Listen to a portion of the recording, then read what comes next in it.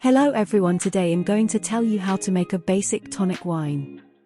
Tonic wines are an agreeable way to take strengthening and tonic herbs to increase vitality and improve digestion.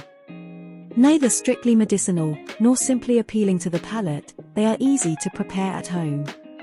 Tonic wines are made by steeping tonic herbs, such as Chinese angelica, or bitter herbs, such as southernwood, in red or white wine for several weeks.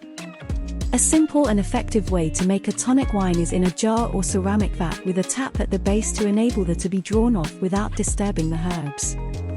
Wine can be added periodically to keep the herbs covered, although, in time, this will reduce the wine's tonic effectiveness. If exposed to the air, the herbs may go moldy, making the remedy not only ineffective but unsafe to take. Herbal wines. Herbal wines are made by fermenting the herb in the same way that wine is produced from grapes. With the correct equipment, this is a simple process, but fermentation alters the activity of herbs and tends to reduce their medicinal value.